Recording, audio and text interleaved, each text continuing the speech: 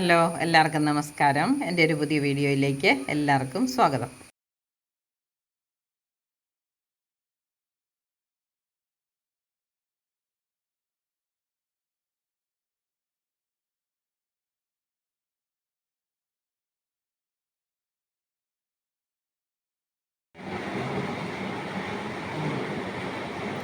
ഇതെന്താണെന്ന് മനസ്സിലായോ? ചേന. ഇന്ന് 4 മണി കാപ്പിക്ക് ചേനയും ചമ്മന്തിച്ചാറും. ഈ ചേനയ്ക്കകത്ത് ഒരല്പം വെള്ളം ഒഴിച്ചിട്ടുണ്ട്. ഇനി ഒരു ശകലം ഉപ്പ് പൊടിയും ഇടും, കാരണം കുക്കറിൽ വേവിക്കുന്നതുകൊണ്ടാണ്. അതല്ലെങ്കിൽ നമുക്ക് ഇടയ്ക്കിട്ടാൽ മതിയായിരുന്നു. ഇനി ഇടുന്നത് തേങ്ങ ചിരണ്ടിയത്. ഇതും കൂടെ ചേർത്തിട്ട് നമ്മളിത് അടുപ്പത്ത് വെച്ച് വേവിക്കുക. തീ കത്തിക്കാം. ചെണ്ടക്കപ്പ വേവിക്കുന്ന പോലെയാണ്. തേങ്ങയും ഉപ്പും കുറച്ച് വെള്ളം ഒഴിച്ച്, ചേനയുടെ വെള്ളം പറ്റണം. വെള്ളം പറ്റിയാലാണ് ചേനയ്ക്ക് നല്ല ടേസ്റ്റ്. കപ്പ നമ്മൾ വേവിച്ച് ഊറ്റിക്കളയുകയല്ലേ ചെയ്യുന്നത്. ഇത് ഊറ്റിക്കളയില്ല, വെള്ളം പറ്റിച്ചെടുക്കും. ചേനയൊരു ഭൂഖണ്ഡമാണ്, അതുകൊണ്ട് ഉള്ളി പോലെയാണ്. അപ്പോൾ എല്ലാവർക്കും കൂട്ടാം. അസുഖമുള്ളവർക്കൊക്കെ കഴിക്കാവുന്നതാണ്. അൾസറുള്ളവർക്കും വയറ്റിൽ ഗ്യാസൊന്നും ഇല്ലാത്തൊരു ഭക്ഷണമാണ് ചേന.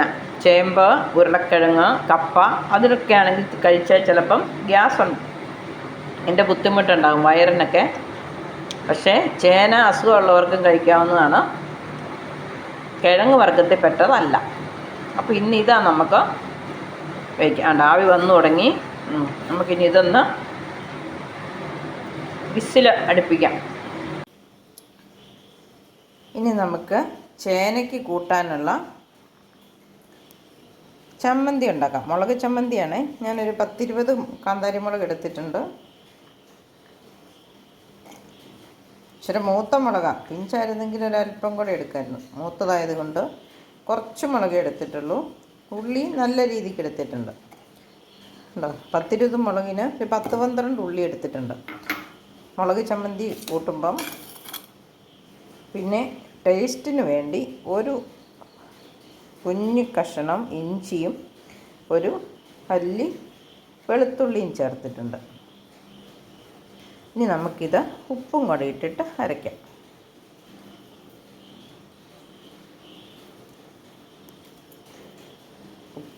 ഉപ്പ് ഇട്ടു. ഇനി ഇതൊന്ന് അരച്ചെടുക്കാം. നല്ല രീതിയിൽ അരിഞ്ഞ് വന്നിട്ടുണ്ട്. അതിൻ്റെ കളർ കണ്ടോ? അത്ര ഉള്ളിയൊക്കെ നന്നായിട്ട് ചേർത്തത് കൊണ്ടാണ് ഇനി ഈ കളർ വന്നിരിക്കുന്നത്. അപ്പോൾ ഇനി നമുക്കിത് വേറൊരു പാത്രത്തിലേക്ക് മാറ്റണം. ഇനി ഇതിലേക്ക് ഞാൻ 1 സ്പൂൺ വെളിച്ചെണ്ണ ഒഴിക്കുന്നുണ്ട്.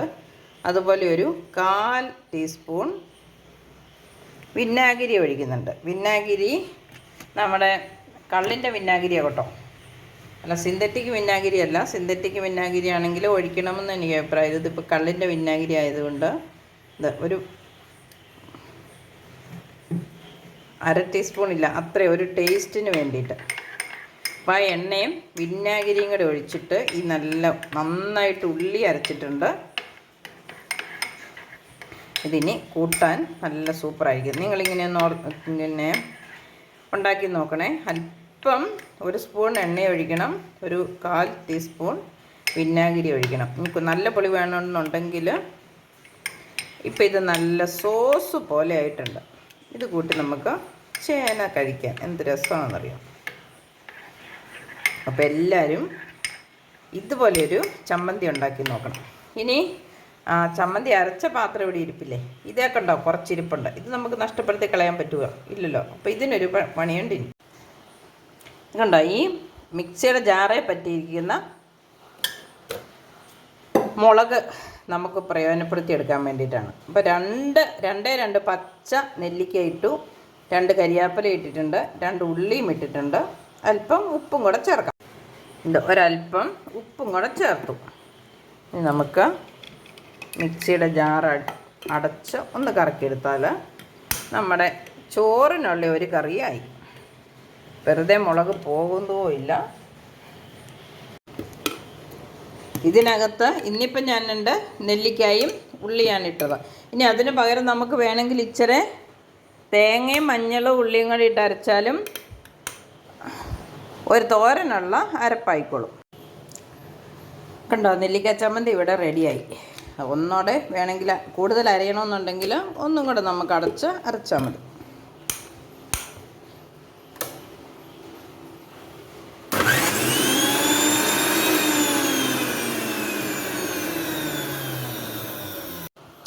ഇതാണ്ട് നെല്ലിക്ക ചമ്മന്തിയും റെഡിയായി.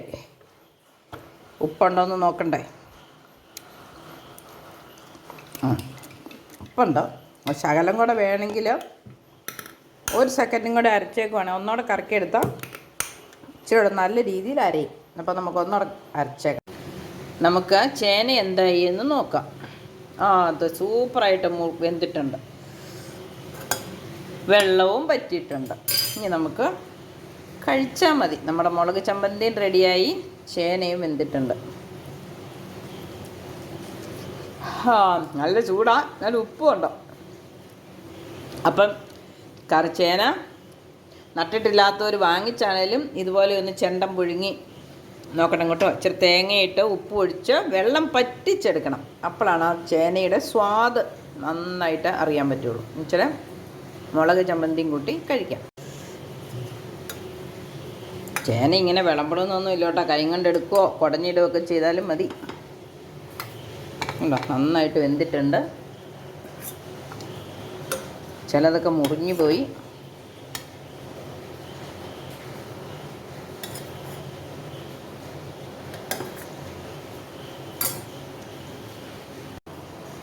ഇനി അതിനൊപ്പം ഇച്ചിരി മുളക് ചമ്മന്തി. ഇതിൻ്റെ എണ്ണയൊക്കെ മുകളിൽ തെളിഞ്ഞ് നിൽക്കുമായിരിക്കും. അപ്പോൾ ഓരോ പ്രാവശ്യവും മുളക് ചമ്മന്തിയൊക്കെ എടുക്കുമ്പോൾ ഒന്ന് ഇളക്കിയിട്ടെടുക്കണം, അല്ലെങ്കിൽ മുകളിൽ എണ്ണ ആദ്യം എടുക്കുന്നവർക്ക് കിട്ടും. എണ്ണ പോലെ അരഞ്ഞിട്ടുണ്ട്. ഇനി നമുക്ക് കഴിക്കാം. അപ്പം ചേന പുഴുങ്ങിയത് ഇഷ്ടപ്പെട്ടെങ്കിൽ ഇതുപോലെ ഒന്ന് നിങ്ങൾ ചെയ്ത് നോക്കണം കേട്ടോ. എല്ലാവരും ഒന്ന് ട്രൈ ചെയ്യണേ. ഞാനൊന്ന് കഴിക്കാൻ പോവാം. അപ്പം അടുത്തൊരു വീഡിയോ വരുന്നത് വരെ എല്ലാവർക്കും നമസ്കാരം.